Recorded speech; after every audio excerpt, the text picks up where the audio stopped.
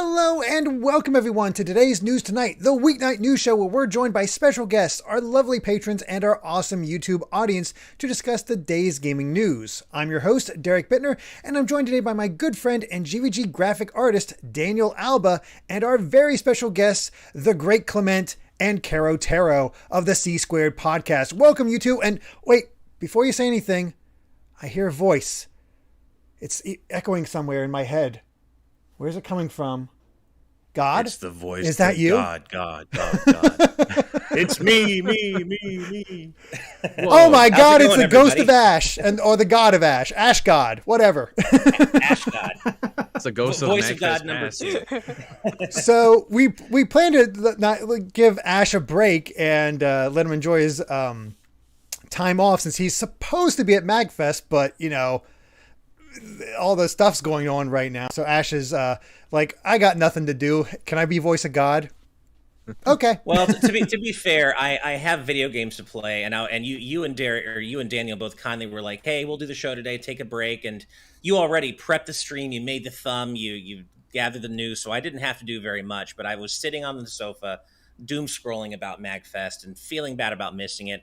I tried to play a little Forza and play some games I need to catch up on, and I couldn't relax. And I'm just like, you know what? I'm going to distract myself by talking with some good friends, amazing guests about some cool video game news topics. And I'm not going to lie, I'm pretty torn up over missing Mag. I know it was the right decision. My wife wasn't feeling well the morning I was supposed to fly out. Omicron's raging over there. It's horrible. But I miss my Mag fam, and I miss Mag. I miss it so much. But so I need a distraction, and hanging out with you guys is the best distraction I could ask for. So... Hey, that works for me. Yeah. But yeah, let's hear more about these guests. We got the returning great Clement and his partner in crime, Caro. How you guys doing today? Doing pretty well. Doing all right. Got a lot of snow today. So it's very cold over here. I'm jealous. Give me some snow. Oh, we're here in California. Like, what is snow? Yeah, that's one of the things that hurts. Everyone here knows that well, perhaps not our guests, but I love cold weather. I love snow. The last 2 Mags, there wasn't snow, or there was only like a very little, but they're having a snowstorm right now, and that's another thing I'm missing at Mag. My heart is breaking right now. It's in Northern Virginia, there was a highway shut down for like 12 hours. Like people were stuck on it because of the snow. Oh gosh, I heard about that. That was near DC. Yeah. So that was pretty weird. They're getting it rough. I'm in the southern parts, so I didn't have to worry about that. We only got a dusting, so thankfully I'm doing all right. You know, I don't have to. It's still chilly, but that's why the fire is going. But otherwise, so it's so cozy back there. I know. Lord. Yeah, I can feel it from here. It's nice. Got the TV set up right next to it. It's good times. It's good times. But yeah, glad to have you. I've been wanting to get Caro on for a while. I thought I was going to be outnumbered, to be honest. So I was like, well, let's get them both on. So this just felt like the best time to do it. So yeah, I'm glad to get you guys on. Glad you guys are doing well. But let's go ahead and get to these news topics because there's actually, unlike Wednesday, there's a lot to talk about today. I actually had to cut some news stories. There was enough news stories, I could get rid of the NFT story. Yes! Oh, thank God. I am so glad. I don't have to talk about the damn stories for today. When I was looking at the stories for today, I was like, man, I kind of want to talk about okay, I need to be on TNT today. I need some good vibes. Let's do this. Yep. So I'm all about that. Yeah. But we actually have quite a few super chats before we get to that. So let's break those down real quick. And first up is Stephen Welton with a $1.99 super chat saying, Derek, when will you do more Nuzlocke streams? You're in luck. They are coming up very soon. Well, relatively soon. They're going to be my next Sunday stream after I finish up the mouthful title that is Shin Megami Tensei Devil Survivor 2 Record Breaker. I just started that. I think it's like a 30 to 40 hour RPG, I want to say. And once that's done, I'm going to be starting a black and white Nuzlocke. So you can look forward to that over on my channel. Then there's Jacob Tucker with a $5 super chat saying, choosing violence today. This new game is actually Mario Kart 10 because Mario Kart 9 released on our phones and everyone hated it. Come at me. I thought Mario Kart 10 was released in everyone's living rooms the other year. Oh yeah, this is actually Mario Kart 11. So Mario Kart 11. We're at 11 now. Yeah. Exactly. Take that. Well, it threw me off when we got Mario Kart 7 because up to that point they'd never been numbered. So I'm like, is it 7? I had to do I was like, wow, there's 7 now? Yeah. I had Right. to do some Mario math. Kart 64 was Mario Kart 2? What the heck?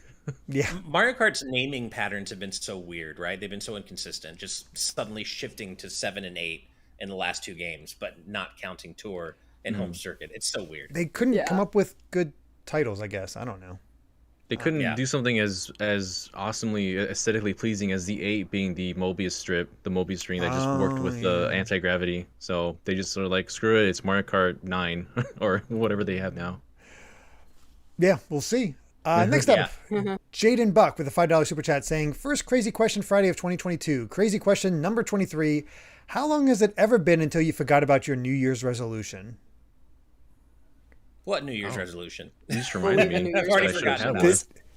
I'm trying to think if I made a resolution today, like a concrete resolution other than this is what I want to accomplish this year, which I guess is a resolution in itself, and hopefully I'll stick to it. I don't know. I guess the only goal I have this year is to like resume my Japanese studies because I do want to get up to fluency. Ooh, But that'd other be than cool. that, I don't really have anything concrete. I might need to have a talk with you after this because Amy's actually doing something similar with a good friend of ours that we made, and she actually is starting Japanese Ooh. classes. So Oh, nice. Oh yes, we Conversation like they're Nice. just starting Yes. out. So she's actually somebody I'd like to have a guest on here as well because she actually is a translator and did some work with some small devs. So she is has been part of the industry in the past, and so I'd love to get her on Yeah, here. yeah. But Yeah. she's she's my translation girl almost. Like if I ever need to know anything, like she did it. She actually like that top 100 games from Japan. She actually recorded it and watched it so she could like see it live and, Wow. and understood That's most of awesome. it. So I tend not to overcommit to New Year's resolutions. I feel like it's kind of like a recipe for failure. I'd rather just try to commit to doing things throughout the year to better myself. And Yeah. I did kind of unofficially was like, we did a New Year's Day celebration with my wife's family, and we did like a little bit. Oh, what are our hopes for the new year? And I was just like, well, I want to do everything we can to build on the base we've established for GVG in year 1 and grow in year 2, but. I don't like to overcommit to that. I'm going to lose weight or I'm going to do this or do that because it's just like you should be doing, whatever self-improvement stuff you want to do. You should just be doing it year round, right? Not Yeah. just because it's the new year. So, and I think that's why Yeah. most fail. Yeah. But what about Doing you, Clement? What's your resolution? Do you have one? Do you stick with it?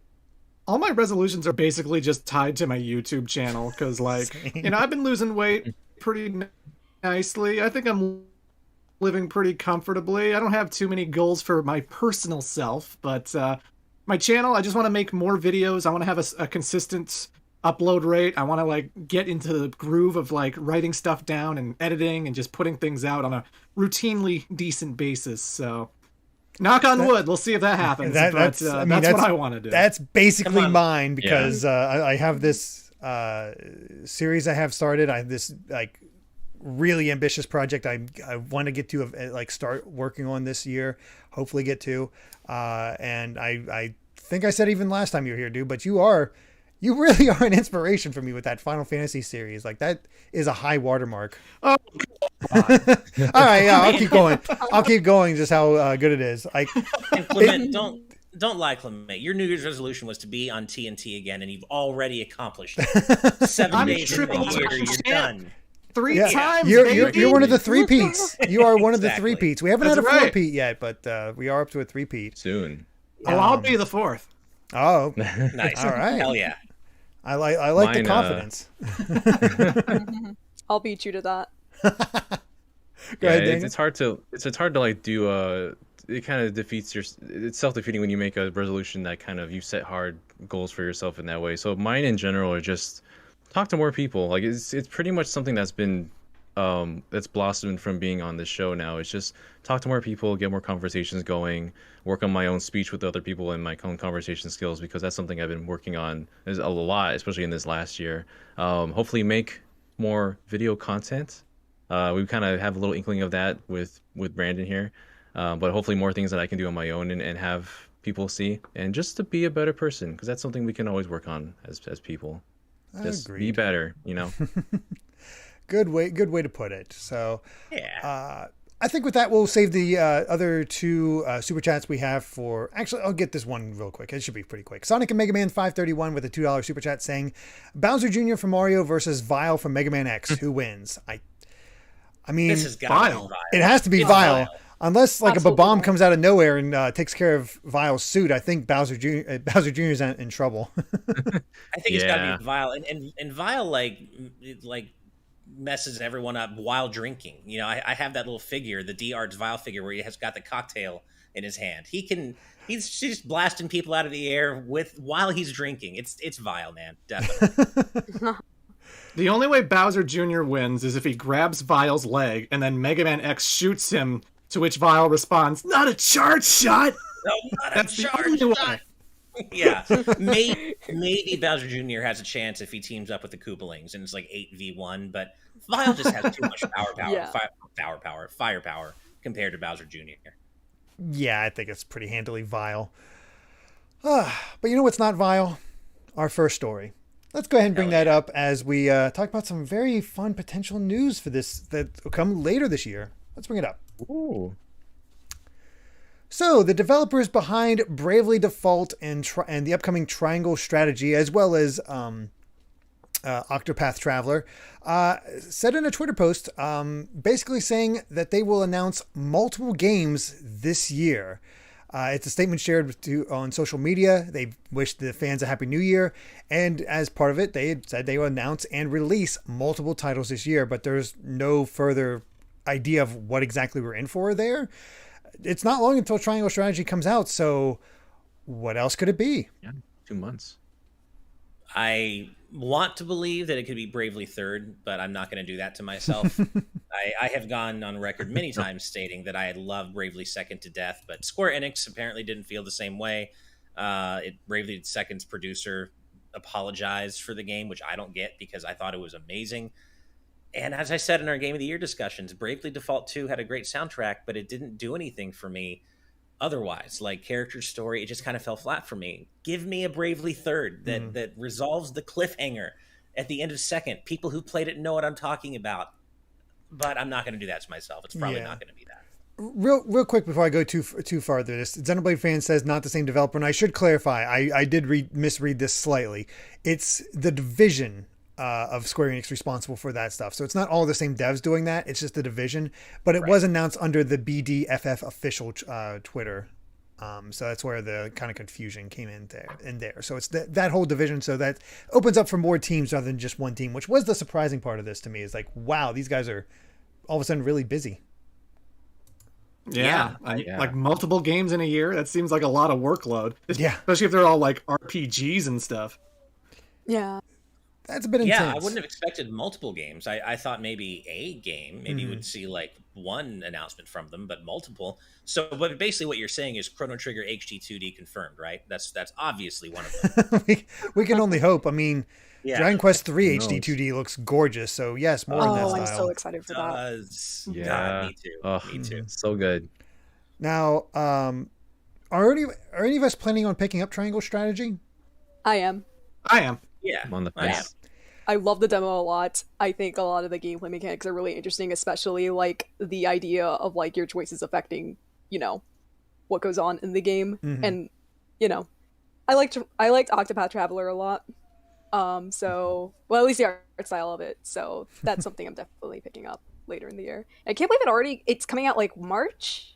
I think. Yeah, April? March. Yeah, 2 months from now, Wow. yeah. Yeah. Already 2 Time's months gone by away. so fast. I'm gonna pick it up. I streamed the demo and I enjoyed it. It's probably the kind of game that I'm gonna just knock down to the easiest difficulty level and just take in the aesthetics, the FF Tactics style gameplay, the music, the visuals. I'm not great at strategy games, and I just kind of want it to be a low stress experience, but I still want to play it. And it's just it scratches those FFT vibes so perfectly, and it's just a game I want to experience, but not really stress out about too much, Yeah. Yeah. Yeah. Definitely. I pretty much echo everything Caro said. I love the morality system. I feel like that's going to add so much replayability to a game that I was already excited for anyway, because it's Final Fantasy Tactics, basically. The art style's gorgeous, and the characters, from what I've seen in the demo, are really fun and really awesome. So I'm just looking forward to it. Yeah. I actually missed my chance to try the demo. I saw a bit of Ash playing, and it does look gorgeous, but from what I could tell from him playing the demo, holy crap, that is a wordy game. It is. Yeah. They talk a lot. Mostly words. And I think that's another one of the reasons I just want to play it on easy, is because the story elements already take so long. I don't want the battles also to take hours longer than they otherwise would, because I'm so bad at strategy games. So plus there's also the thing that Chocobo GP comes out 6 days later, and I'm even more excited for that. Right. Yeah. Gotta make that choice. What were you about to say though, Caro?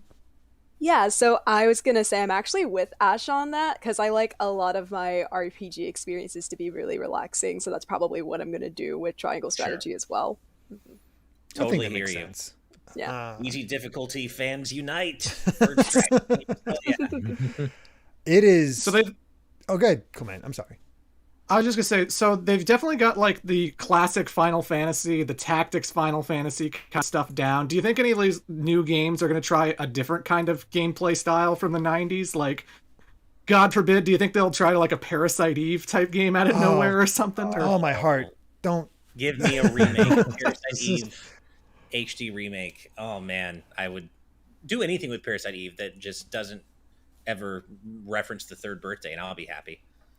Man, yeah. I'm just wondering about, like, what if they go for like a Vagrant Story remake or something like that, where they just like take that art style up a little bit and use that style. I don't know. There's a lot they could do, and it all sounds good. Also, God, March in Square Enix is ridiculous. This was, mentioned before by John on Twitter. Yeah, but I thought it was only 3, but it's 4 games where they got Babylon's Fall on the 3rd, Triangle Strategy on the 4th, Chocobo GP on the 10th, and Stranger of Paradise Final Fantasy Origin on the 18th. Oh my gosh, that does come out on the 16th. Yeah, it is. Oh my gosh, that's so packed. Like, what do you... Of those 4, what do you choose? I mean, if it had to be only one, for me, it would be Chocobo GP with Triangle Strategy a close second. But yeah, I have no interest in Babylon's Fall personally. FF Origins, or Stranger of Paradise, I just kind of want to, we've talked about it before, I want to play it ironically and just enjoy the stupidity of the tone, the Shadow the Hedgehog-esque, just edgelord tone, I think is hilarious. But I did play the demo, or the second demo. The gameplay didn't do much for me, if I'm being honest. I missed both demos, but what about you, Clement? I didn't play the demo either because I don't have a PS5, but... Is it PS5 only? Well, it's on PS4 it's now, on PS4. but I remember the demo being PS5. Right, that was true. It was only PS5. Yeah, It was very only limited. And even if I were to buy one today, they keep making all these demos timed, so it's like, well, there goes my opportunity. Yeah, Thanks. I was too busy and completely missed my chance to it. I had it downloaded. I just needed that chunk of time, and it just didn't happen. Yeah. I've never been much of a Dark Souls Neo type of player, and I remember the comparisons when it came out was that it basically felt like Neo and or Dark Souls. And I know there's going to be like different difficulties, and I'm sure it's going to be a little bit more casual than a Dark Souls would be, but it's just not really my kind of game, so I'm going to be looking at it from afar. I want Chocobo GP, I want Triangle Strategy. Yeah. That's what I'm mostly interested in. But hopefully Strangers from Paradise is good for a laugh at least. I am Watch a bad movie. Fun, whatever. I'm really think hoping it we will get a be. review copy. I want to check it out. It just looks so dumb. I want to see it. It really does. I wanted Like, to. I really wanted to surprise me. That's what I want. I want it's like this thing that looks so stupid and it actually ends up being good. So I feel hoping. like there's a decent chance the game turns out to be good. I just think it's a matter for me of trying to figure out if the game is taking itself seriously, or if it knows that it's it's just absolutely stupid in tone, but they're leaning into it. I want to know if it's ironic or not. That's the thing that's really got me curious about Stranger of Paradise. Like, are they taking themselves seriously? Does Square truly believe the vibe is cool, or are they just taking the piss out of themselves? That's what I need to know. Mm-hmm. Like cheese in my game sometimes. You're a Yeah. Sonic fan. Yes, you do like Yeah. cheese in your game sometimes. Hey, I'm a Kingdom Hearts fan. I love true. give me all the cheese in my games. But I just can't figure out where Stranger of Paradise is coming from, if they think it's really cool legitimately, or they know it's just ridiculous. But either way, I'm curious but it's not the kind of gameplay that I'm interested in really. What about you, Daniel? What are you feeling of this set of 4? I definitely want to try Chocobo GP Legend, and then the Fire Emblem fan of me does want to get into triangle strategy. Never really played too much of Final Fantasy Tactics back then, so I don't really have much of a basis to base it on. But yeah, I really want to see those 2 games most of all. Stranger Paradise. If it's a bad movie, car wreck, dumpster fire, sure. If it's good, just give it to me. I want to see. I want to see what that becomes. I want to see what kind of reception it receives from everybody out there. And then just whatever else Square Enix makes with I don't know, it's gonna be like Project Groovy Magic or something, and that's gonna be the name. Groovy Magic. Title, and you know that's all original theater rhythm. There we go. I was just say that sounds like a rhythm game. I want this. That. Daniel, it is now your job to make this happen. I don't make the rules. I'll make the said logo. Project Groovy Magic. It has to happen now. It'll happen. We've had Octo, we've had Triangle, but we need another shape. But go ahead, from Square, I should say. So we need like a pentagon or something like that. Jet Set in our live audience patron chat says, obviously they're getting everything out of the way to focus on FF7 Remake Part 2 coming out this year, baby. And as much as I want to agree, don't do that to yourself, because I'm almost sure FF16 is first in line. We're going to get 16 before 7 Remake Part 2, I think. Mm-hmm. Absolutely. Yeah. So, yeah, we'll see what comes from this division. They typically make good stuff, and who knows? Who knows? But we have some more super chats coming in, so let's take a look at those before we jump into our second story. First up is Mr. Dwayne191 with a $4.99 donation. Thank you so much, saying, good evening, awesome crew. I just wanted to throw my predictions out there. I could see Kirby and Pikachu being new racers in Mario Kart 9. Thoughts? I say I feel like we do Smash Brothers kind of collabs with the new Mario Kart. I say we table this for now, because I know that's going to come up during the actual discussion. I have words for this, and I don't want to ruin it by saying doing it it now. So almost soon. But yeah, we'll get back to that. Rec BCQ with a $5 super chat saying, my resolution also involves being more social. Let's chat, Daniel. Hey, I'm always welcome to talk to more people. I am terrible at reaching out to people just to chat. I am awful at that. I'm in that same boat. Yeah. Yeah, exactly. How often do I just like, how you doing, Clement? I don't. I'm terrible at it. I feel bad. My problem is, like, I think if like my version of this resolution would be, I'm a pretty social guy. I'm generally pretty extroverted, but when my depression gets the better of me, I tend to hide and not get back to people as quickly as I should. And I need to really work on that. Like, that's kind of my thing, is like, I'm pretty social, but when I get depressed, I just kind of don't reach back out as fast as I should. It's a problem with me, and that's something I really need to work on for 2022. Sometimes you need a moment to yourself too. That too. Yeah, Absolutely. That's true too. But I need to balance it better. Sometimes I tend to kind of hide away, and I need to get better about not doing it for as long, and just kind of like getting back to people sooner when I'm not in the best headspace. Fair enough. Yeah. Late Night Sprites with a $10 super chat saying, my 2022 goals is to only buy 15 new games this year and hammer out my backlog, make art, write my 4th musical, hang out with GVG, and team up with Search Party to get Volnut off the moon. Who's with me? Hell yeah. I love how it's only 15 new games. That still feels like a lot. That's a lot. I don't think I even finished 15 last year. That said, I did buy like 11 games during that Switch sale for the new series I'm working on, so... yeah, maybe I'm wrong. 15 is maybe not too many if you look at indie games, I suppose.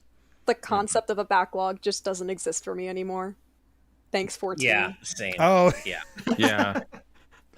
Yeah. I don't. Whose fault is it that you got into 14? Was it Clement or me? It was one of the two of us. You, Clement, and Amy. Yeah. You 3 specifically. Everyone. We're all a couple. We all did. Part of the problem. Yeah. It's all part of it, and you're welcome, but also I'm sorry. Right. And yes, I'd love to get Volnut off the moon, but who knows? I'm not raising my hopes up. All right. Well, what better way to end this off before we get to our next story than with another Sonic and Mega Man super chat? Another $2 saying Urza from Fairy Tail versus Lucina from Fire Emblem. Who wins? I don't watch Fairy Tail, so I'm going to go with Lucina. It's Lucina. I've never Same, I watched only know Fairy Tail, Lucina. I can't say. Lucina is the answer. Lucina, I guess. Yeah. Ezra is fake Cordelia. Fight me. Gosh. There you go. That's what ignorance will breed. Where we just like, yeah, the one I know, that'll win. Sure. The one, yeah, pretty much. All right. Well, let's go ahead and bring up our second story, which is all about a lot of stories, a lot of sources apparently coming to this one person and saying, this might be happening. What is happening? Well, according to journalist and freelancer Tom Henderson, he's claiming that multiple sources are saying that The Last of Us PS5's remake is nearly complete. Now, this has not been officially announced at all, but it's been alluded to and, kind of leaked for quite some time, where people were talking about how Naughty Dog was actually working on a remake of this after Last of Us Part 2. Which sounded weird at first, but then you realize that, oh yeah, the HBO show's coming soon, and this is probably good synergy between the two. So, yeah, it's cool. I mean, it makes sense. I mean, yeah. Mm-hmm. I feel the same way about this now that I did before. Did The Last of Us 1 need a remake anywhere close to yet? I don't know. Exactly. I'm not convinced that it did. Yeah. It's like even on the PS5, you can play the PS4 version of Remastered on PS5. So if you want to buy Last of Us Remastered right now, you can play it on the modern console, Yep. Yeah.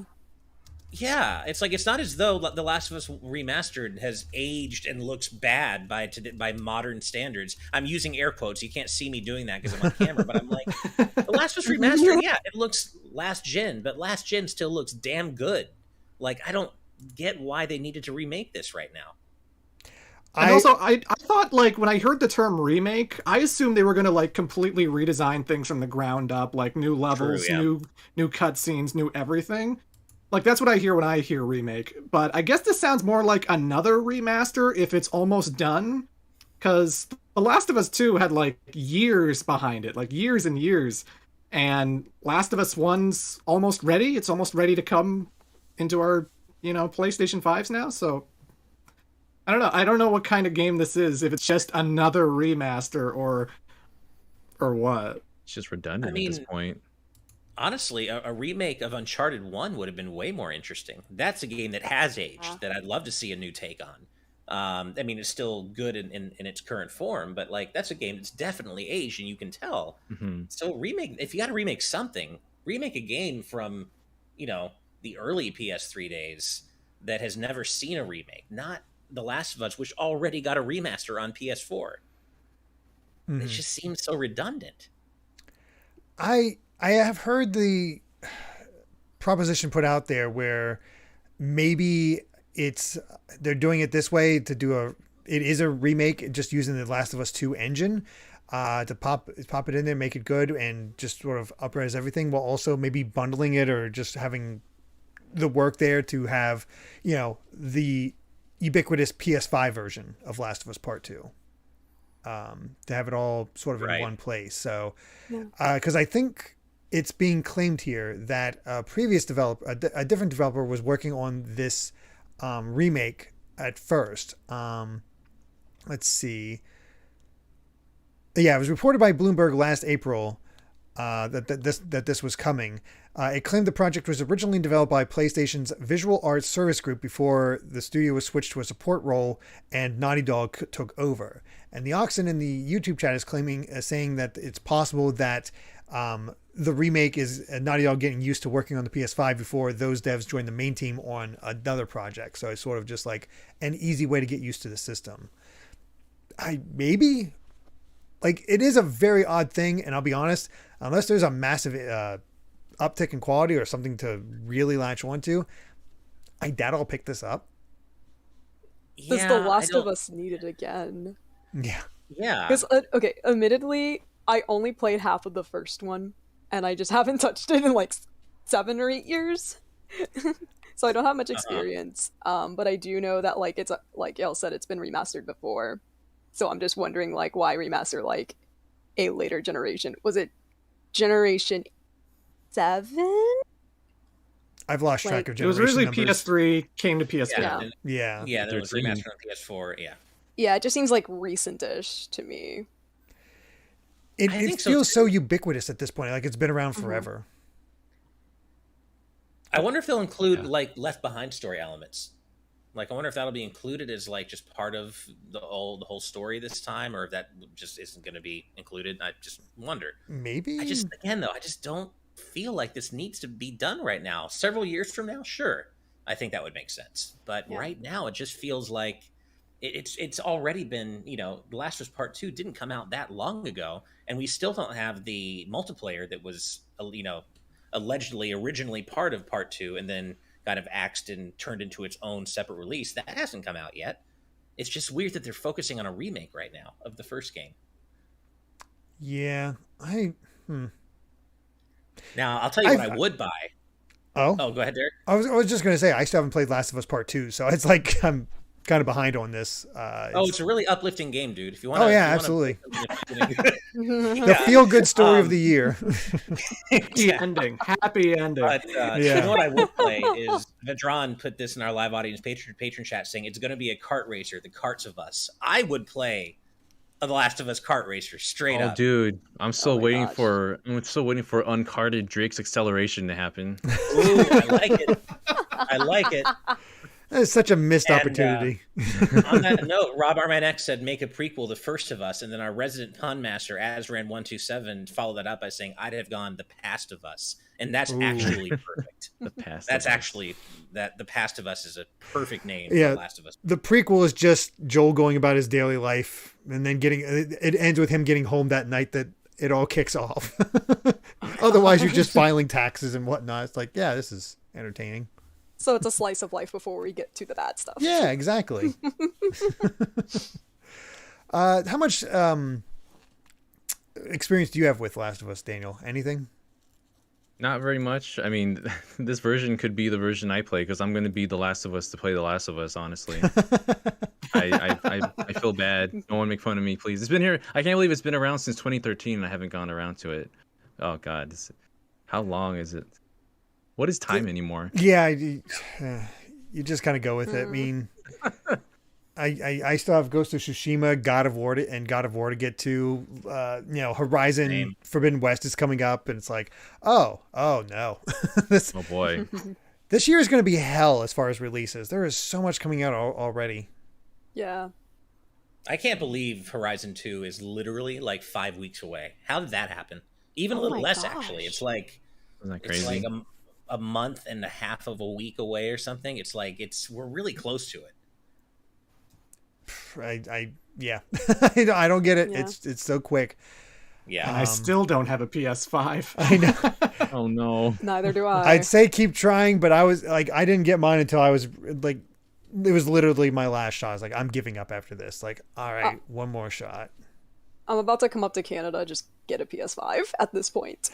But Yeah. but Clement's Right. in Canada and doesn't have a PS5, so I'm not sure if that helps. We went to like this one GameStop in like Toronto last year, and they had PS5s all around the wall. And I'm like, What? can we have this in This is America? before Christmas, so who knows if that's changed. Yeah, I know, but still, it That was might- way more than America. at the very least, you could have used it as an investment opportunity and just like take that back to America. It's like, all right, $700. You know, Oh my Then I'd god. have to, then I'd have to like declare it at like customs. it's true. That is the bigger problem. Yeah. Oh well. All right. Well, before we get to our third story and continue this uplifting moment, we got some super chats first up from Jared Helder with, hey, $5 Canadian, saying, I made a list of my backlog and added up the hours to complete them. 720 hours. Last year I played video games for 800 hours, so it's possible. My friend, that is a incredibly short backlog in my estimation. Looking at like most of my backlog, a lot of my backlog is RPGs. So, yeah, Same. Yeah. Same. that's brutal. But Yeah. Yeah. I mean, I don't even know how many hours mine would be. It's probably in that neighborhood though. If I like really include everything I've wanted to play and never got to, it's easily several hundred hours. yeah. Snoopy with $1.99 super chat. Thank you so much. Says, thanks for powering the end of my workout, y'all. Hey, we're always helping Snoopy power our through his pleasure. workout when we're doing Of Good Vibes course. Arcade. We're happy to see you here getting that workout there too. News to sweat If to. anyone else is working out, keep going. You're doing great. Good job. Hydrate. Hydrate. Drink water, Get please. to drink your water. Yeah. I'll do that. I'll help you and do posture. that. Keep Rec that posture. BCQ with a $5 super chat saying, "How will we reach the last of Us if this is a word salad? how will we reach the last of Us if it keeps getting sequels?" The dumb tishers. I asked the same thing about Final Fantasy. When's it gonna end? I mean, This be the when it's Final the actual Fantasy? Final Fantasy. Is this Yeah. the final one? I I would do love wonder, if though, I like, would I mean- love if the very last Final Fantasy game they ever published, like Square's like, all right, for whatever reason, we're done. We're not making any more. They just the characters just turn to each other. It's like, this really was our Final Fantasy, and then they call it punch him in the Final mouth and it Fantasies. rolls credits. They could do some like dumb Suicide Squad naming shit where they like just call it the Final Fantasy, and that's the last. Oh, there you go. It's the Final Fantasy, and that's it. Yeah. No, that's Yeah, the no Final fantasy. Fantasy Legend. Oh, That's yeah, how we got Saga. right. Sonic and Mega Man back once again, saying with a $2 super chat, saying the beans from the Fall Guys versus the imposters from Among Us. Who wins? I gotta say the imposters because they The kill. imposters, They have- kill. Yeah, the beans. Yeah. Take a lot of Beans just punishment, fall. but they're not violent. The Among Us imposters will kill you. So I don't know if the imposters can kill the beans because they're so like insulated. Maybe they can't get killed. Who knows how durable they are? They survive everything. They keep getting That's true. respawn when you get knocked out. So So maybe this question I goes mean- deeper than we know. it might be a draw for all we know.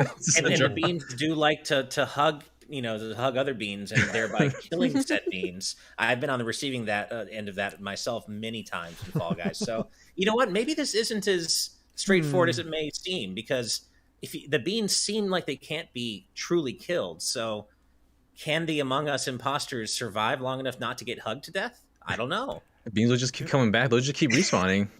Yeah. You don't know. I don't know. You know what? I might have to go. I might have to go with the beans actually. Upon further reflection, I have to go with There we go. I have to go with Drew Manian saying unstoppable force meeting on immovable wall. That might be the yeah.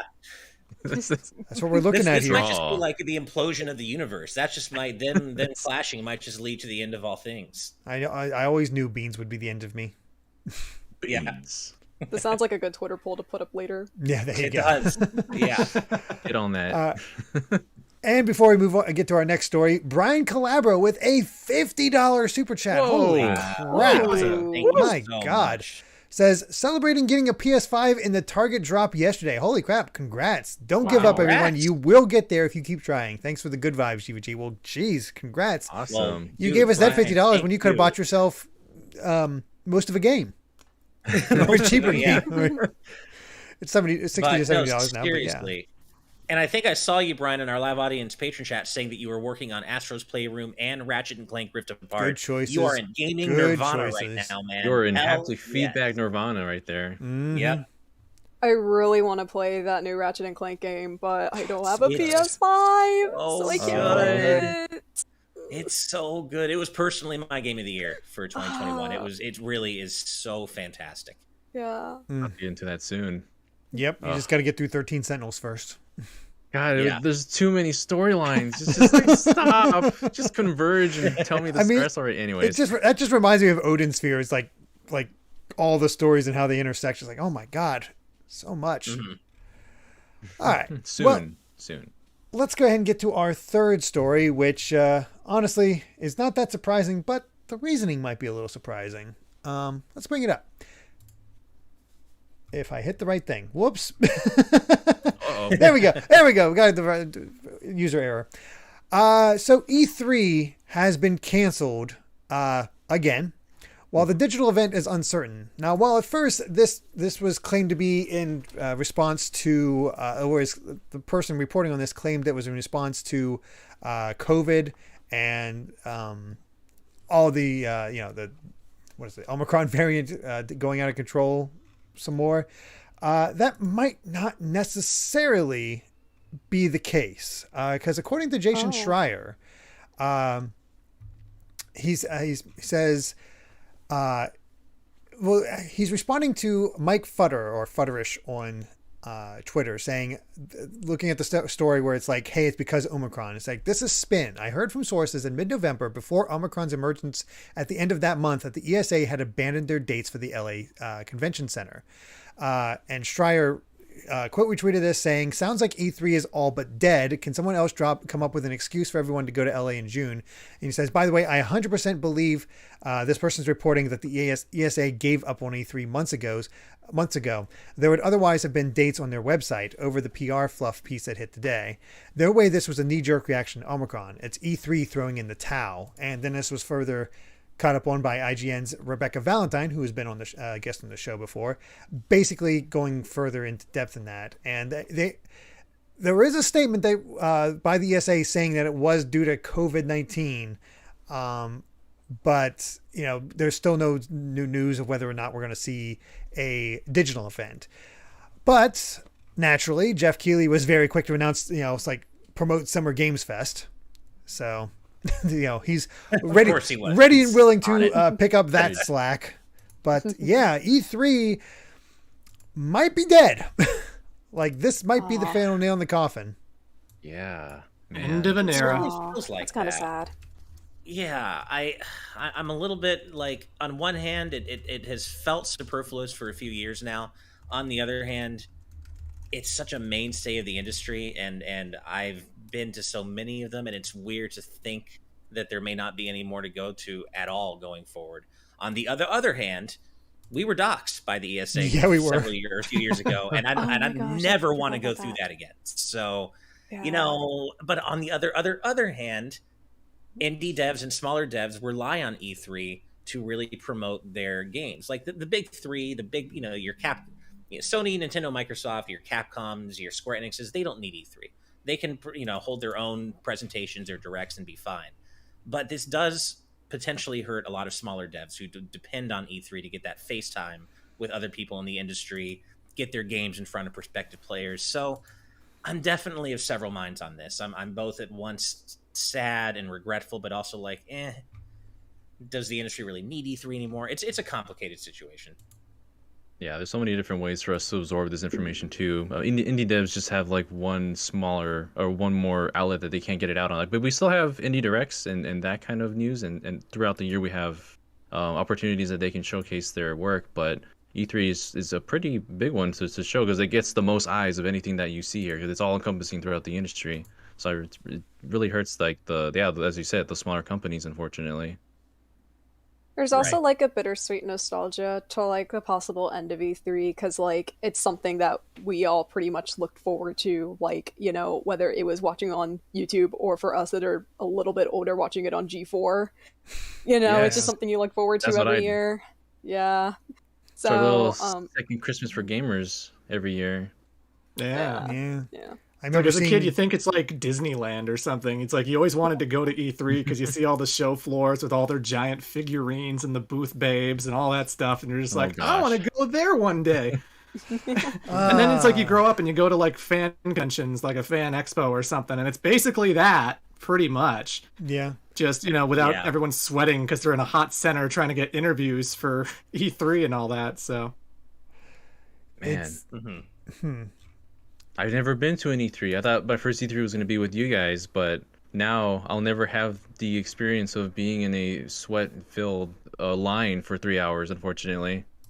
Oh, yeah, you totally miss it. No, honestly, E3 as it is now is so different to what it was when we were seeing it. Like, cut that, there's not really any booth babes anymore. There's not really these, outside of a few companies, these huge displays showing it off. Like, I remember the pictures in like EGM and whatnot showing off like what E3 was like. It just seemed like this wild west of like cool things, and apparently just tons and tons and tons of swag, which you kind of still get, but definitely not to the degree that you used to.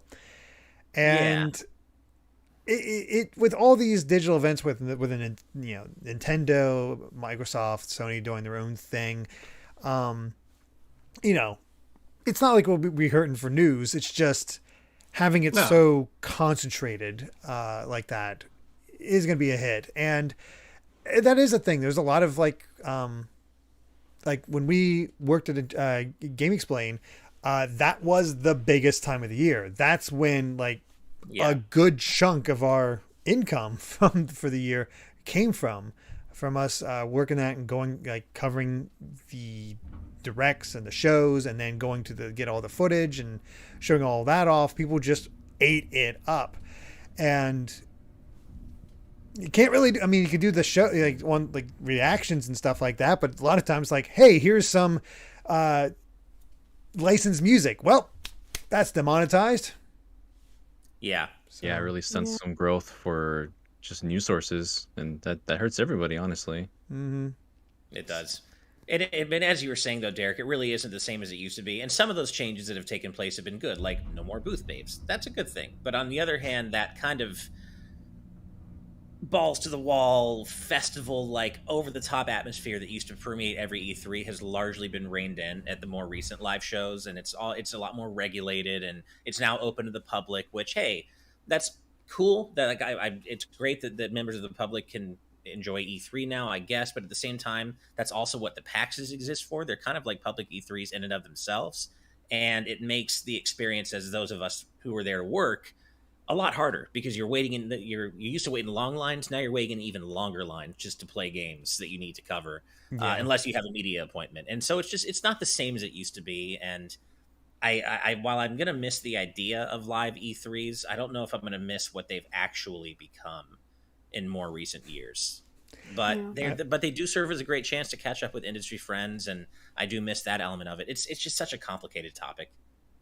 Yeah, I love the patron chat mentioning about me getting out of the dungeon and not being able to to enjoy E3, and it's like free Derek. See, this is why I was not allowed to be freed. As soon as I got out, I killed E3. Exactly. That's the only thing keeping it alive. It's like, no, I can't do this anymore. It needs to die.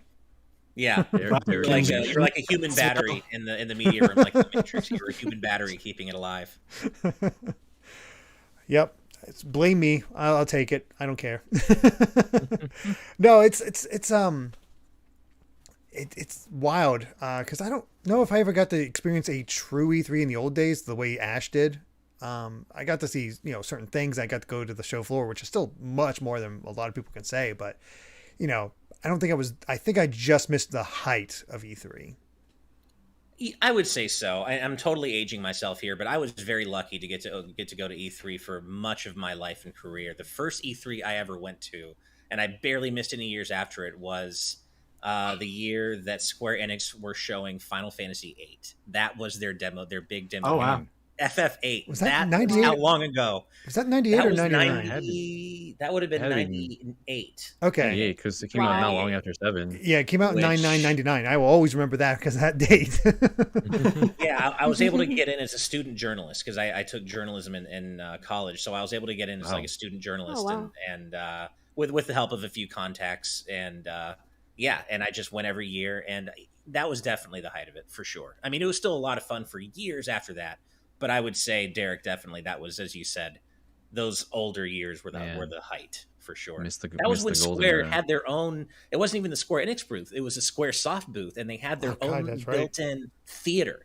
They had a built-in theater where they would just, they would shuffle people in, close the doors, and you're in this darkened, quiet theater in the middle of the E3 show floor, just watching all these cool trailers for upcoming Squaresoft games. That was where I first saw Kingdom Hearts. Kind of have that because they just put up a big thing and just play with the trailers they showed that year. So it's kind of like but it's not closed. No, it's not. It's a nice sitting area. Yeah. That said, one of my there are two stands that stand out to me. Technically 3, I suppose. In my time going to E3, that did kind of tie into those old times of E3. The first was Breath of the Wild, which I almost didn't get to see at all, but I was made it a point to go through and you don't get to play the demo, but you get to watch a trailer and go in and see the booth when Breath of the Wild was being shown off that year, and it's the only thing Nintendo had. That was cool. The other one that I did not get to go in, but the outside was still really freaking awesome, was Capcom recreated the Resident Evil 7 house. and had Yeah. just like this spooky Oh, haunted yeah, house I in the remember middle of the show that. floor. That's really cool. It was Man. awesome. Mhm. And my absolute favorite, because I did get to play the demo and go through the whole thing, the Final Fantasy VII Remake demo. Like Ooh. getting to that, Mhm. having the Would've loved presentation where that. Jesse's like kind of talking to you, and like, we got this, like, here's the whole deal with Shinra. We've hacked in, and I've taken over their messaging. This is the kind of what you can expect from the demo and what you're going to do, and then shuffle it in and play the opening bit fighting the Scorpion in 7 Remake, and that sold me on the game immediately. Like, You could take pictures on Cloud's motorcycle. They had like the life-size replica of Cloud's motorcycle. Oh man. Yeah. that Cool. that demo sold me on 7 Remake instantly. Like, and it was the same demo that released on PSN, but it was the presentation leading up to it. But yeah, There was also the year that they were, hyping up Mega Man 11. They had a like life-size Rush Jet. They had like a big Mega Man statue and a Rush Jet that you I could remember actually that. get on Yeah, and take that was pictures cool. on. And my wife and I took one of my favorite pictures I've ever taken in my life, with me like just doing a little surfing pose on that life-size Rush Jet. It was so cool. I'm holding my arms out like I'm surfing, but you can't. Again, I keep forgetting I'm not. You know, Just imagine it. Yeah, just imagine it. I believe this was before I was into 14, but I think it was the year they announced Shadowbringers, and that's when like I started taking notice to 14 again. But I believe there was a big thing they had set up in like the main hall that Square Enix does a lot. It's the same place they had the motorcycle for 7. I think it was like the fat chocobo mount. You could get a They picture. did. on. I remember that. Yes. I remember that. Yep. You could get a fat chocobo mount when you have to hold the thing out and it flies through the air. It's I think they had it on Ridiculous. Anime Expo as well. I think They they might used have. that at a bunch of different shows. Yeah. so that was fun. Yeah. If you go to a bunch of different shows, you start to notice that companies will obviously, to save costs, reuse a lot of the same set pieces from show to show to show, because of course they would. Why wouldn't Yeah. Yep. But yeah, well, that's, I mean, at this point, we're just sort of reminiscing about E3's Yeah. past. We'll see what happens this year. Some people are saying that the ESA is coming out. It's like, there is going to be a digital show, but I was linked to a Kotaku thing, but it was literally from yesterday. The new stuff that came out, it was from today. So I don't know the most up-to-date thing as of this moment. But right now I'm going off the idea that ESA has not confirmed whether or not they're going digital. We'll see. It's not going to be too long until we find that out, I assume. Yeah, it'll be a couple of months probably. Yeah. Yeah, we'll get an idea of that. But before we get to our fourth story, we did get a super chat from let me double check here. Yep, Jacob Tucker with $2 saying E3 digital is confirmed, which was just talked about. There are reports of it. Yeah, they're kind of all over the place. But again, I'm not seeing any kind of consistency yet, so I'm just holding off on that. It may well be, but I'm not we're not fully sold on it 100% being a thing yet. Uh-huh. Mape Mulenga with a $5 super chat saying, "Hey guys, don't be sad. We now have more time to do things like watching Clement's great Final Fantasy retrospective or read Caro's wrestling articles." That is true. Yep. Hell yeah. You want to know Yeah, wrestling? that. You should check them out. Caro's your girl. Yes. I Totally should. I need to beat Heaven's Ward before I can watch Clement's latest video. I'll get to it eventually. I promise. Be But- bold like me and scrub through the video with Heaven Sword mentions. I'm like, nope, I don't want to hear this. Yeah, exactly. I got to be careful What? about that. I still need to beat it. I'm close. I haven't beat 15, but I feel like I'm going to just watch 15 because it's like, I don't know when I'll get to 15. I don't know if I care a ton, but yeah, I'll watch 15. I'm gonna play it pretty soon. I haven't Yeah. actually played 15. Hey, I got the car in the 15, game. it's interesting. It's flawed, but I think it's good. If you, but it's not necessarily worth setting aside all your other backlog games for. I think it's good, but yeah, it's definitely flawed. Also Yeah. noticing those cup noodles behind you. Oh, that's one of the best Close. parts. Oh, yeah. That's one of the best parts. The cup noodle. Oh, hand. right. Yeah. I love I got when this for the Gladio during 15 that video. side I quest. forgot about that. I love the way Gladio like hawks cup noodles during that side quest. He just talks about how juicy the noodles are, and it's such a weird moment. We gotta craft the ultimate flavor experience. Yeah, those delicious shrimp, as Rob Arman X says. Oh, he's such yeah. you know the actors had fun with that. Oh, totally. Yeah. It's a big cup noodles ad, that whole entire quest, and it's so fun. Uh-huh. Really quick, some good vibes in our live audience patron chat. Helen, hey, it's Dingo, says, if we get our internet set up in time, I should be watching Monday's show from my new apartment. Oh, Congratulations, congrats. Helen. Ooh. That's Hell exciting. yeah. Very New nice. apartment hype. That's awesome. Congrats. Yeah. Yeah. All right. Well, let's go ahead and jump into our fourth story, which I think we have a lot to talk about because this is the big one. Let's bring it up. So, according to Dr. Serkan Toto, who has been around for a while and is pretty trustworthy with his sources, he has claimed that Mario Kart 9 is in active development and could even be announced this year.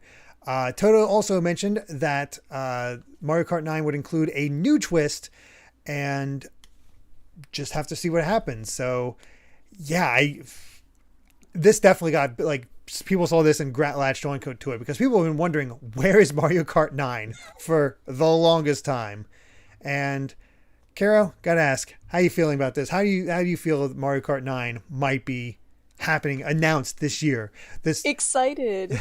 Super excited because I love Mario Yes. Kart. And I've been like, when did Mario Kart 8 come out? The original one I know came out in Long 2014. ago. We got Deluxe in 2017, I think. I have years mixed up sometimes. Yeah. But I'm so excited. Like, you get a possibility of a new mechanic. So I'm pumped. I'm really pumped.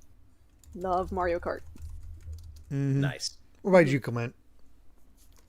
I mean, Mario Kart's always been great. I still think the newest one is the best one they've released. I like Mario Kart 8 is the Yeah. best. Second behind, it's first. It's the best one, but it's just followed up by Double Dash. Yeah, And, if Double Dash. If they say they're doing a new thing, I'm guessing they're not going to come back to the two-person system where there's two people driving in the car, but Triple dash.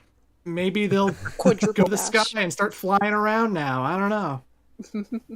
Yeah. Yeah. I mean, go ahead, Daniel. Oh, I mean, I just want to say it. Like, I feel like the thing to do if they want to add a twist, if they want this game to stand out, be along with Mario Kart 8 Deluxe, because there hasn't been any console where they've released multiple Mario Karts before. There's always been like one per like Super Nintendo and N64, GBA. Like every console has had its own Mario Kart. The Switch doesn't really have one to call its own because this is still technically a port for the Wii U. So if they want to do a twist to have this contrast Mario Kart 8 Deluxe as much as possible, just put a bunch of Nintendo worlds in there and tracks and just have it embrace that feeling so that it stands apart from Mario Kart 8, which is, your traditional Mario Kart experience. But apply that to what everyone's been wanting, is to have like, Mario Kart Superstars essentially, and have just a bunch of characters from different worlds just cross over and just expand what they did for the DLC in Mario Kart 8. I think that's what a lot of us would like to see. Just open it up to, make the Sonic and Sega All-Stars, or Sonic and All-Stars Racing Transformed of Mario Kart. Like, just bring in all these different franchises. And I've said this before, and I know Derek agrees with me. I've wanted this ever since Rosalina's reveal trailer for Smash 4. Because I originally thought that they were putting Kirby in Mario Kart, and I've wanted that to happen ever since, and it still hasn't. They teased Give us. me Kirby and Mario Kart, and I'm happy. That's all I need. But really, just bring everybody in. Make it Nintendo Kart, and just open it up to all these different Nintendo worlds. Like, can you imagine like a cup based on different, like, you could have a Star Fox Cup, a Kirby Cup, different tracks in Dreamland and Popstar, and honestly, the sky's the limit here. And that's what I really, either that, or maybe they're making it like a live, like a live service type thing where they're going to keep updating it with new tracks and characters and costumes and stuff that you can buy. I mean, that would be an interesting model for Mario Kart to take, I think, as long as the base game has a ton of content in it as well, that you don't have to buy it all, right? But there's so much they could do, and it's high time for a new Mario Kart. I know it's not for Nintendo because 8 Deluxe is still selling gangbusters, but for the rest of us, man, I still love playing 8 Deluxe, but it's just, I want something. Oh, I've seen these tracks for so long now. Yeah. Yeah. Like, it's a great game, but you just want something new after a while. Exactly. Yeah. The port is 5 years old now. That's crazy. Yeah. I was going to say. Yeah. We're in 2022 now. Yeah. I agree with Ash. Obviously Nintendo, we all want Nintendo Kart. That makes sense. But the other thing, I hope it takes some lessons from All Stars Transformed, because and I'm curious about saying this one because Clement is here and I know he's played it as well. I'm still of the opinion that's better than Mario Kart 8. I prefer. I think it's I valid. agree. I agree with you. I still Yeah. like Mario Kart 8 more, but it's a good game. It's a really great game. Yeah. I liked it more than every Mario Kart before. Like, I liked it more than Mario Kart Wii, Mario Kart 7 on 3DS. Like, I definitely liked it a lot in comparison to the other Mario Karts. But I think 8 is just so polished and so fun to go back to now that it's just edged it out a little bit for me. Yeah, it's one of those things because I love the single player of Transformed. That kept me playing and kept me, like, it felt like it was constantly pushing me to learn its mechanics and get better. And I love that aspect to it. Plus, the stages, the courses were amazing. I love the Skies of Arcadia one with the level breaking apart as time goes on. So you had to, It's cinematic. It's amazing. where you had to went from a typical race to an like actually racing in the sky. Like, it was insane. And I'd love to see So good. Mario Kart take some aspect of that, namely the track shifting. You know, if we had to take anything, I want the tracks to change each course, kind of like what they do for the volcano level, but it's not like huge in that way. I want something quite a bit more different. I don't know, but that in addition to all the Nintendo characters, all of a sudden, hey, that works. We have, like, you want like a space race type thing, there's your Star Fox levels, and have Star fly Fox through or there. Metroid levels. Yeah, I was gonna mention Metroid. Man, This is the only way we're gonna get Captain Falcon back in any capacity, is having an F-Zero Cup. Just expand that, and he's gonna the take only it. way Get the an only way the F-Zero dream of Cup. Star Fox GP becomes real. It'll be adorable to have like a little R-Wing cart, a little Samus's gunship cart. Gunship cart. Yeah. Oh man. Hey, and you know what? They put Sonic, Mega Man, and Pac-Man Mii costumes in Mario Kart 8. So let's just go all the way, man. Let's get them into the game properly. Let's get some tracks from Pac-Man's all three already- franchises. Yeah, Let's Pac-Man go. is in the It's arcade already been in version. cart. Yeah, Oh my he's in the gosh. arcade version. Can That's you- real. So is the Taiko drum. Can you imagine a car, like if they put Sonic in, like a car of the tornado plane? Oh, and that'd it be made it good. into a little That'd car. be That'd be awesome. so cute. Yeah. That would That'd be be awesome. fun. I Aw, really that'd- love all these ideas. Mhm. I hope they have a little bit more focus on the single player. I appreciate it more Agreed. than just going through Grand Prix, like the mission mode from DS, Yes. ideas from All Stars Transform, something we could do. I don't know. Give us Diddy Kong Racing's single player concept and Ooh, expand that for full on Mario adventure Kart. mode. Uh-huh. Now we're talking. Oh, Game Belt Summit with an incredible idea in our YouTube chat. Earthbound Runaway 5 Kart. Fuck yeah, Oh, man. That would bus. be awesome. Plays the music. Yes. It has to play the music. 100%. Oh man. Oh, I love that idea. Ukulele Sky saying if Shulk is in Mario Kart 9, I will actually play it. Now that just makes me think of running, like the cart is shaped like Metal Face, because I'm trying to think of my vehicles. God. And there you go. Uh-huh. A Metal Face It- cart. Oh my As god! long as if- Shulk has quips for whenever he passes everybody and just says his, the same goofy shit he does in Xenoblade, I'm so in for that. Does that mean if Rex is in there and the cart is based after Mithra and Pyra's weapons, does that make him the Monato's drivers? Oh my god. I mean, not the Monato's driver, the Aegis Oh, driver. man. well, that, Nice. you did hear what Just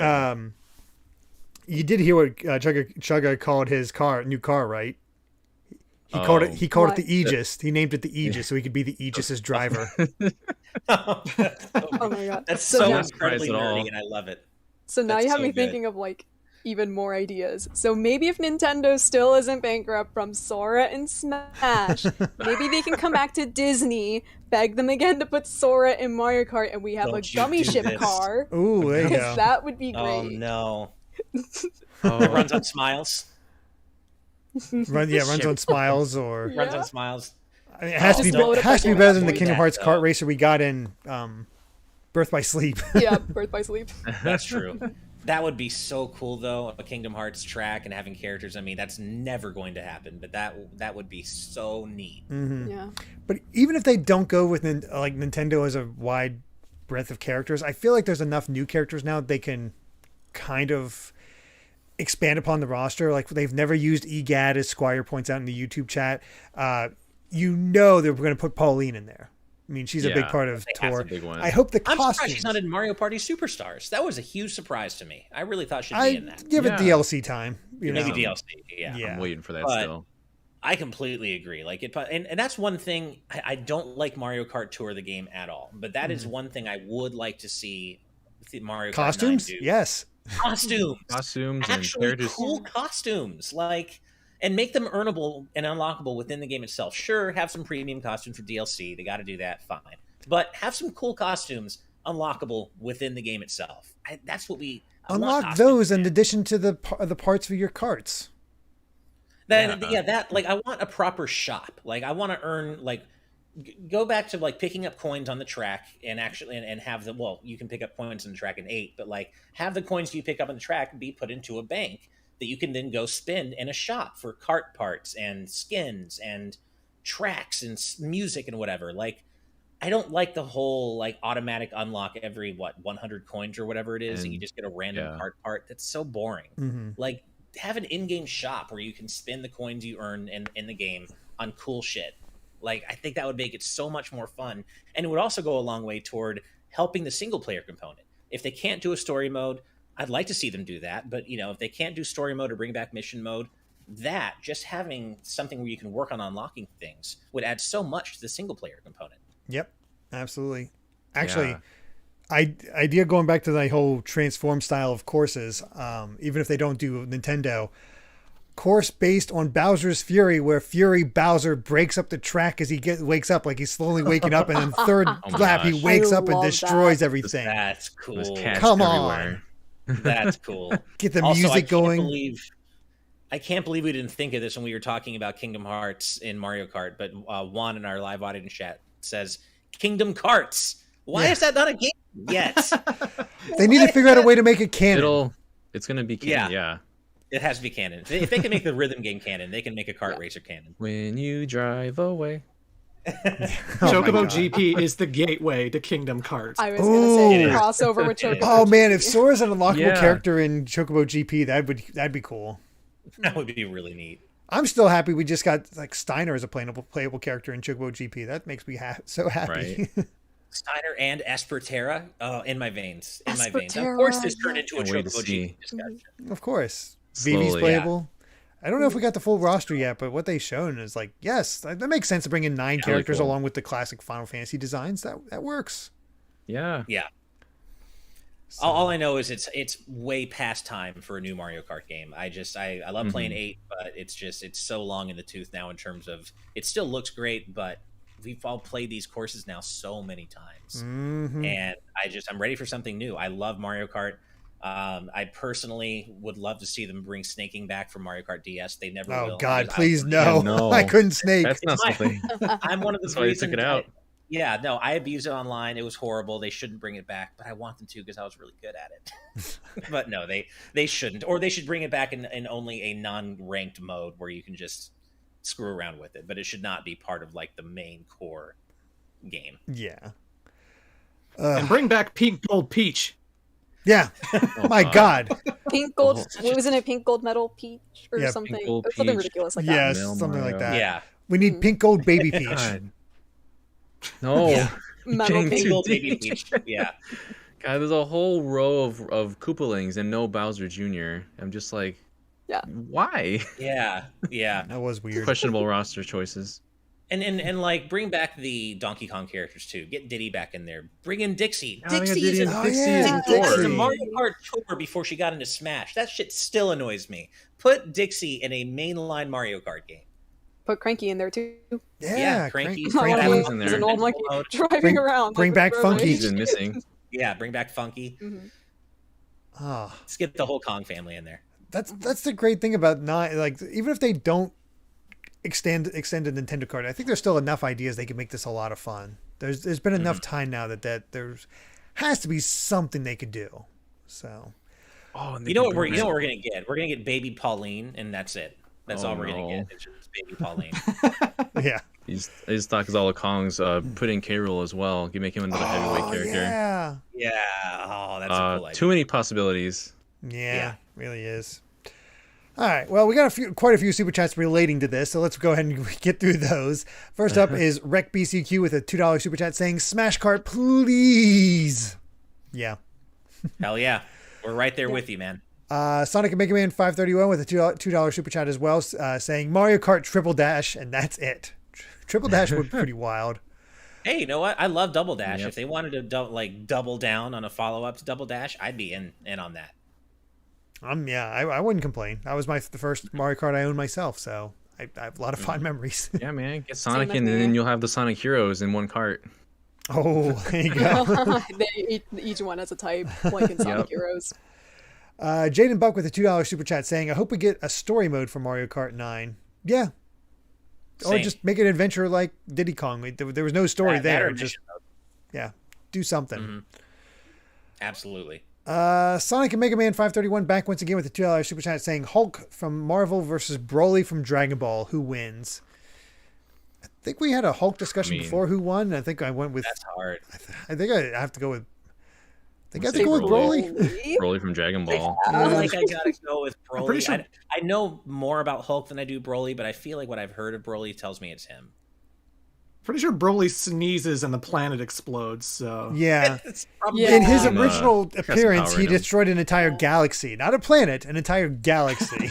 Okay. And even in his canon appearance, he is so strong and near base Super Saiyan form that he still has to force the god forms of Goku and Vegeta to fuse in order to beat him.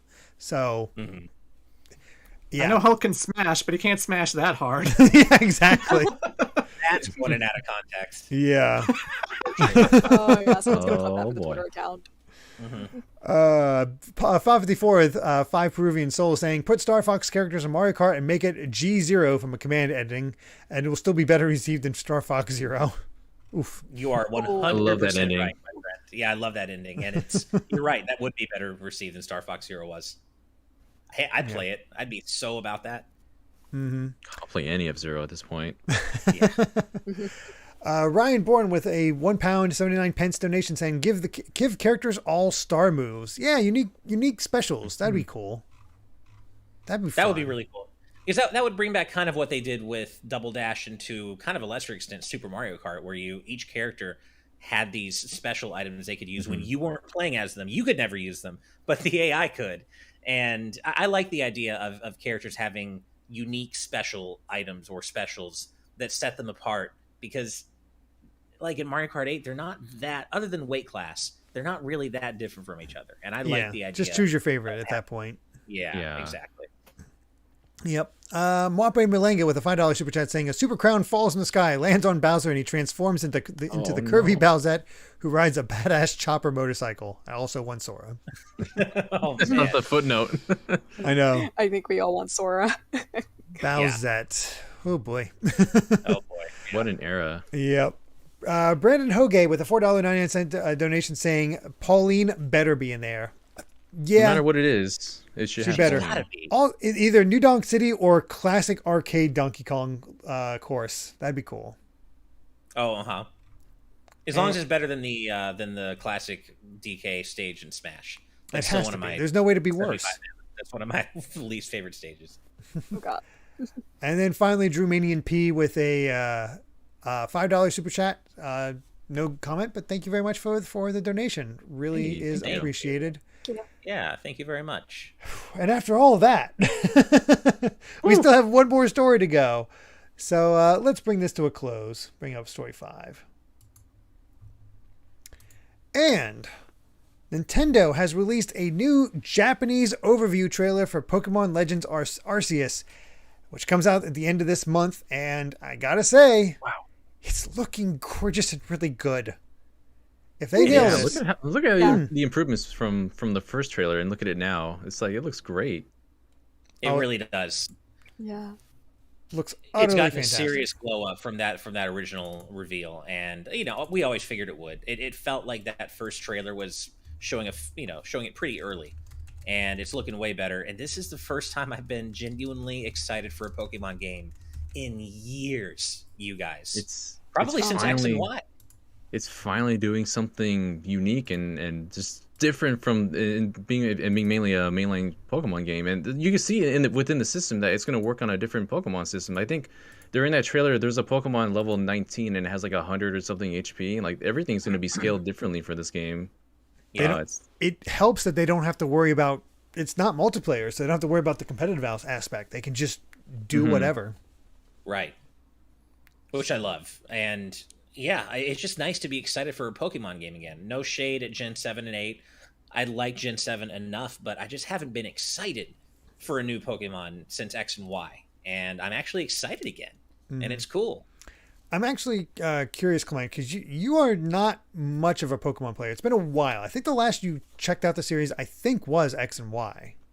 No, I picked up Sword and Shield when that came out, but it just kind of came and went for me, where like I played it, it was a thing, and I was like, okay, that was a game. But I wasn't in love with it. I didn't hate it. It was just sort of there for me. Yeah. But yeah, I'm not like a hardcore Pokemon fan the way other people are. Like I never really tune into the Pokemon Directs or get super excited, because I've always felt like a lot of the main games just kind of follow the same kind of formula. They're easy for a casual audience, so I'm not going to get super big challenge with these games unless I'm going for the multiplayer competitive aspect or the battle towers or whatever. But yeah, it's just, I've always enjoyed Pokemon. I've always enjoyed the character designs and stuff, but it's never been like my go-to, gotta get it day one, best series ever. Like, I like it enough. But Legends definitely does intrigue me because they're doing something really different with it. And I really like the idea of going across these big open fields, hunting Pokemon essentially. And that just seems so much more interesting, so much different from everything I've played for the last 20 years that, I'm there day one. I really want to play this game above all the other Pokemon games. The intro to this trailer is such strong Breath of the Wild vibes. Oh, and yeah. you know that's exactly what they're going for when you hear that. This Pokemon Sword and Shield, I know that's very divisive between people, but I spent a lot of time with that game. Like I've completed the Pokedexes, I've built competitive teams, I play with friends for like the DLC that came out for it, and then I played Brilliant Diamond, and that was a game as mentioned. It makes me much more excited for this because now I'm in the head of Sinnoh on the brain, and now I want to see what they do in like the story as well, because that's a aspect of Pokemon that we haven't really explored before. The most time I spent with Sword and Shield was the wild zones, like the big open grassy areas where you never knew what you could find. Like that was what I spent the most time on in Sword.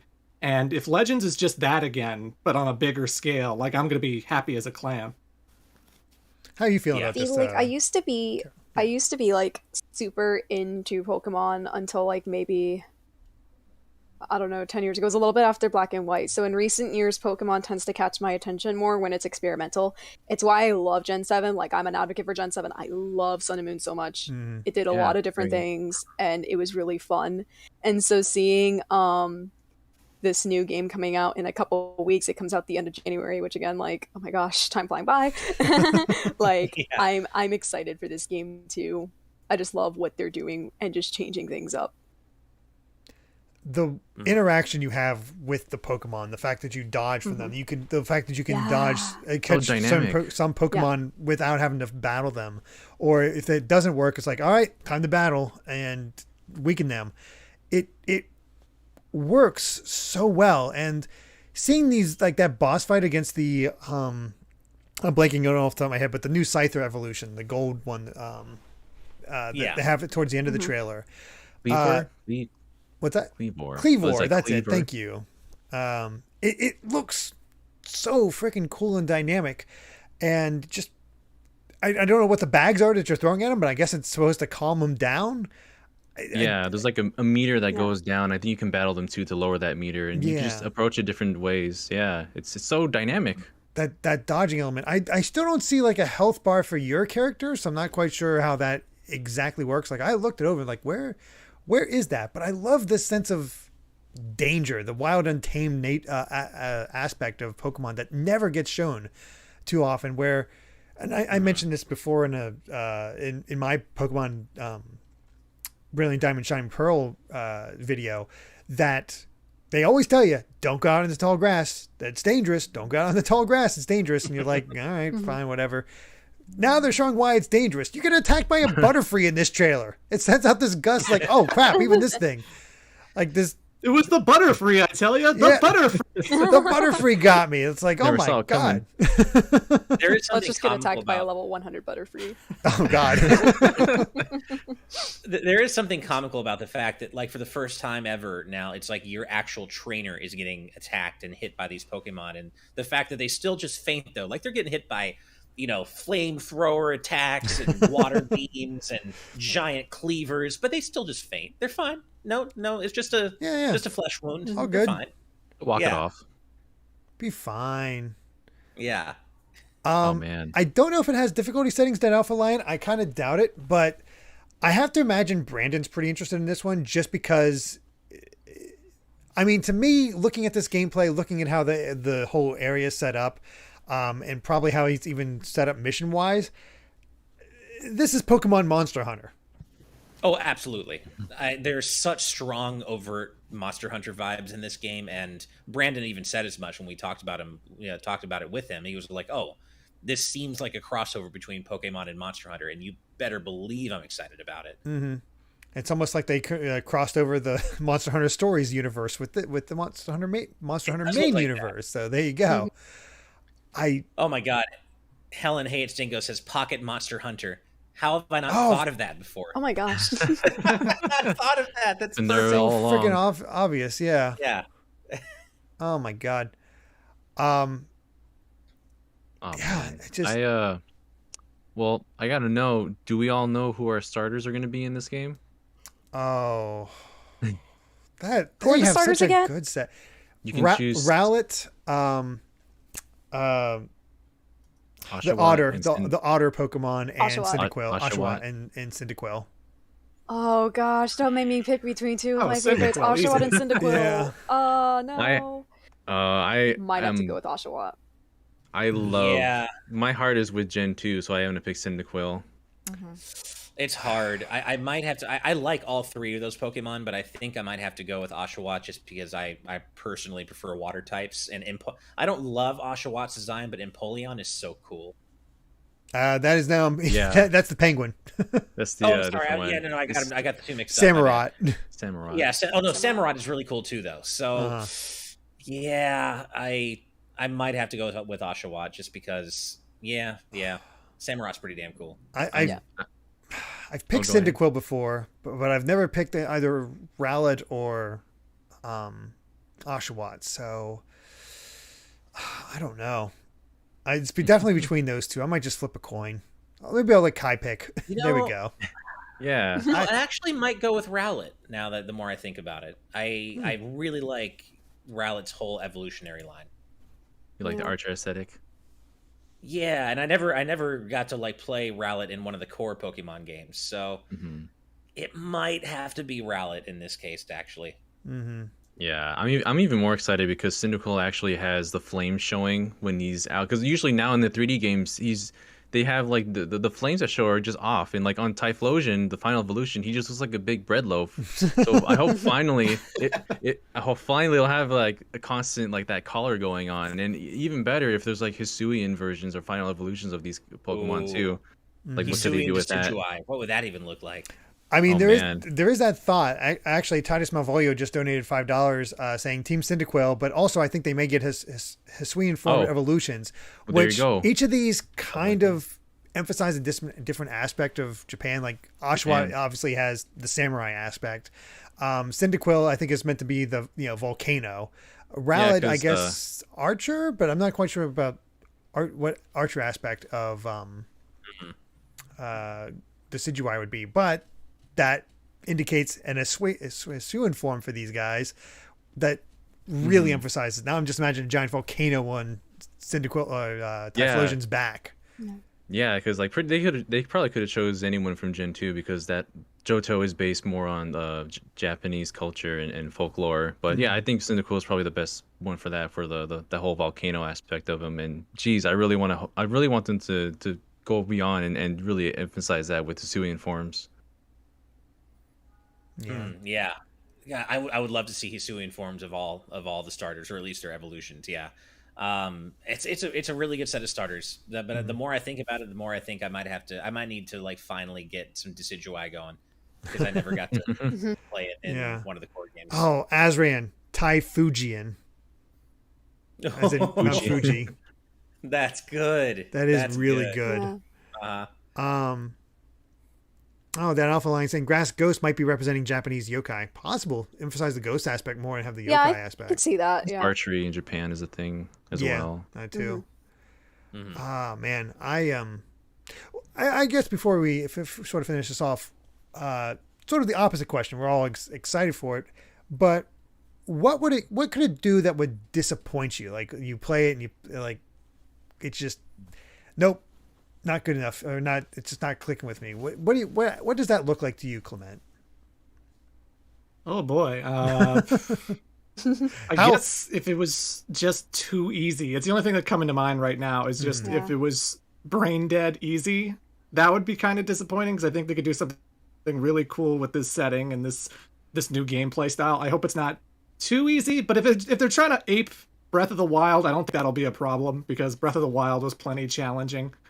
But yeah, I can't really think of anything too much because I'm not like a hardcore, super deep Pokemon fan. I don't have a lot of expectations. I just want a fun game. I want something that does something different, and this is doing something different, and I think it looks pretty cool. So, as long as it just doesn't make me go push A. Oh, that was easy. Yeah, I should be fine. Cool. What about you, Caro? I'm in the same boat as Clement, really difficulty-wise. Like, I like playing Pokemon games in general, because they're more on the easier side. They're nice to relax with, but again, I want them to do something different, and I hope that, like, this new game is challenging enough that I can enjoy it. Mm-hmm. Yeah. I agree with the challenge aspect. I'm hoping for a decent story to kind of bring me in because, I think there needs to be something there rather than just like there's been no indication of gyms or anything like that. So there needs to be something pushing us forward other than just catching all the Pokemon and I guess taking care of these corrupted Pokemon. So hopefully there's enough of a story there to kind of get you invested. Because I will say that was an aspect of Sword and Shield that was a little rough. It's like, boy, this is just the gym challenge. Yeah. That's why it wouldn't be a disappointment to me because I just sort of expect that now. I guess that's true.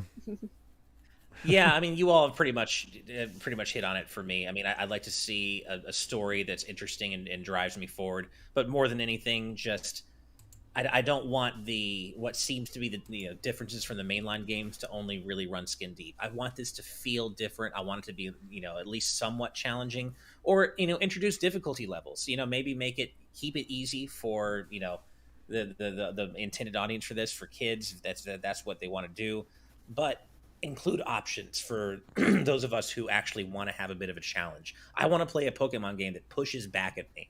That's like, oh, you thought you could just press A over and over again? No, hey, you just white it out. Try again. Like, I actually want to be challenged.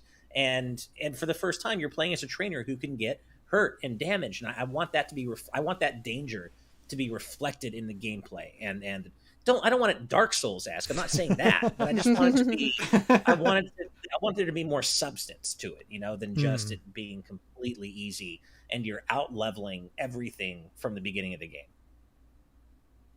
Nice. Yeah, I think that pretty much covers everything, like encompassing that, like the broad strokes. I think mechanically, just to point out one thing, I hope traversal is smooth because you can like ride on Weirdeer, you can surf on Basculin, you can fly with Riviera. Like I hope it's as easy as just pressing a button, opening a menu, and like using an HM and not clunky like having to do it is a certain set of tasks. There's a UI on there, Daniel, that shows like pushing left and right and pushing start, and that brings up the animal.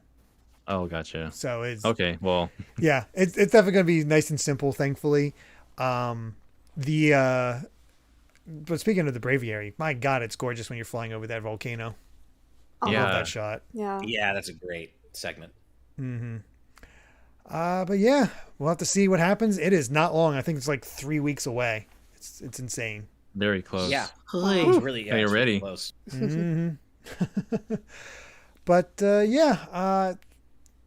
think we still have a few more super chats before we bring this to an end. Let's see here.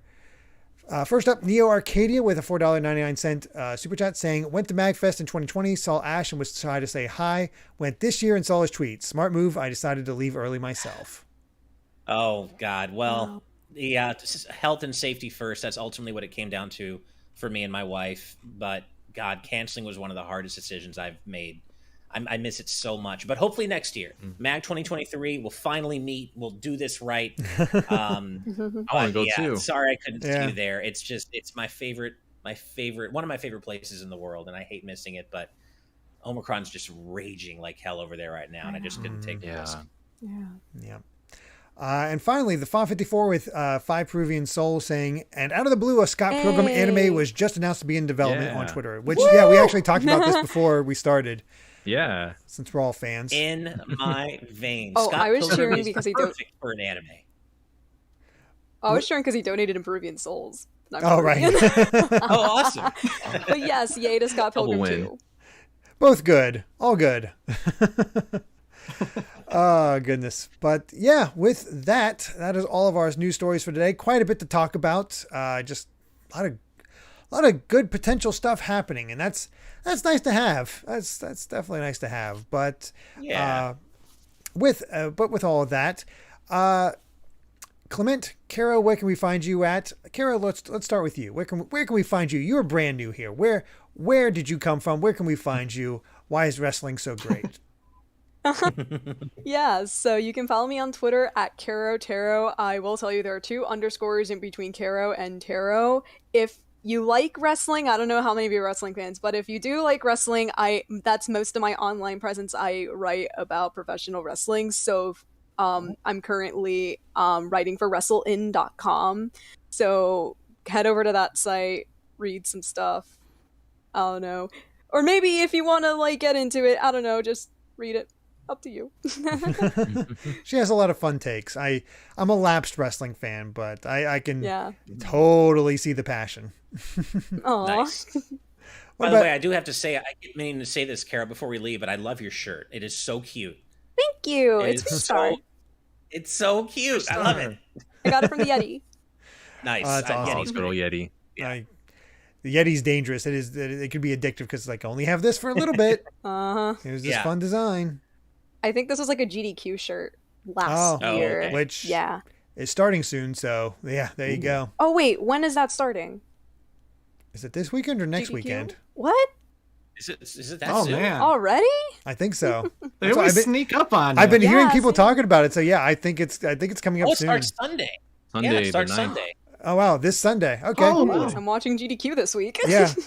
Oh yeah. Well, there you go. Nice. When we're not watching GVG. Of course. It's on Sunday. There will be no TNTs. We're all going to be busy watching HGDQs. So there you go. Cool. I got the week off. Good. I'll take it. Yeah. Clement, where can we find you at? As usual, my YouTube channel is ClementJ64. I do video essays on video games I really like. Right now I'm doing something on Final Fantasy 15. Then after that, I want to do a video on why I like Life is Strange's original ending. The original game, I mean. And I also do a podcast with my co-host, Caro. Yeah. And it's called C Squared. And C Squared is just where we talk a whole bunch about nerd stuff, video games, movies, anything that we've been exposed to over the last few months. In the last podcast, we talked about... Yeah. In the last podcast, we talked about ActRaiser, Renaissance, Deltarune, Pokemon, Brilliant Diamond, Shining Pearl. You know, we talk about a whole bunch of stuff. There's a playlist. We got hours upon hours of stuff. And if you want to listen to it off of YouTube, if you just want to bring it on a walk or something, it's on Spotify. It's on Google Podcasts. So, yeah, you got an audio option for you. That is awesome, man. That's me. Definitely, it was helpful when I had to be able to listen to you guys while I was trying to get Kai to sleep. It's like, I was just like, I need something to listen to because I'm going to go nuts. So it's like, hey, cool, new C Squared. I'll listen to that. So I do enjoy it. It's been really fun. Nice. So yeah, definitely check out both of them. Good times all. Definitely go see that. But of course, we also have to give a big old thank you to all of our patrons, big and small.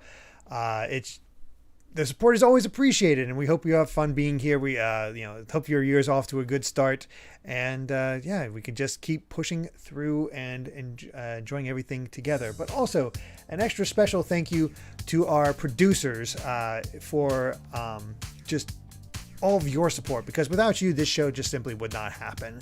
And it really means a lot because, hey, I like doing this show. I like bringing on friends and talking to them about the news. Yeah. I like, having all this opportunity to just be with you guys. It's great. I mean, there's a reason I just said I came in at the last second on my, quote unquote vacation. I was like, you know what?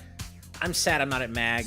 I'm too sad to play video games. I want to go talk about video games with my friends. So seriously, it's just a highlight of all of our weeks. And so thank you for helping to make the show happen. Seriously. Absolutely. And of course, an extra special thank you to our executive producers and above, and that includes Brandon Bovia, Rob Arman X, Fangs, Dan Inchwhistle, Z Patty, Hyrule Hermit, Sky Blue Flames, Eastman23, Adam O'Sullivan, Octopuppet, Richard Herrera, Michael Phone, The D-Pad, Vesmio, Waffle King, Romsky113, Critter XD, Kitty Kong Fax, Angel Martinez, Vedran Hotek, Joshua Hunter, Benny Yao, Azran127, Black King, Pagrama, Geller, Joseph Rutkin, Titus Malvolio, Geeky Griffin, Lucky Wonderfish, Kyle, Top Dog 23100, Young Ben Kenobi, Doug Shomix, Andrew Medeiros, Orem M, Becca, Rocks the Cat, Killamox, Eddie B, Kai Ed, Kit Fisto, Kenneth Lee Stingle, Jessica Toad, Deaneth, Coda, Sci-Fi Lullabies, Michael McCall, Matthew Wong, Goron Amber, Straight Lace, Justin Matthews, Hoobie, Too Much Spaghetti, Mega Conrad, Ascaron 809, Rioner, Ditto M, Captain Finlandia, 60 Minutes and 60 Seconds, Nathan Steele, Spicy Pand Otter, The Game Orb, Dano the Artist, Super Gamer Dude 101, Grantles, Ravelox, Synchro Lord, Rosa Bowling, hi Steve's mom, Kotar Peck, Scuff196, Kane Woolley, Skull Kid Tiger, Darksteel 01, Jason Uloa, Jaden Buck, Phantom Project, Cystic Warrior 29, DJ Jurassic, Super Dank Awesome Unicorn Guy, Dinner Sonic, Derek, Jeff Ed, Stag Nasty, Mumbling Yeti, Cameron Sharp, Screamo Shaman, Mason Riley, Keel, Santy the Person, Brendan Hess, Hustlebun, Noah Fitterer, Brizemon, Calvin Atkinson, Hinaru77, Brooke Obscura, Tarvold, and Anthony Wilson Jr. Thank you all so much for all your support, for being here for so long, and just wanting to support us in that way. It really does mean a lot. And remember that you too can become a patron over at patreon.com/gvgaming, where you can get access to our exclusive post show and ad-free content for as little as $5 a month. Thank you all so much for watching, and if you like this video, be sure to subscribe to Good Vibes Gaming for more good times like these. So until next time, good night and good vibes. Bye, everybody. We meet again. Bye. Bye. Yeah.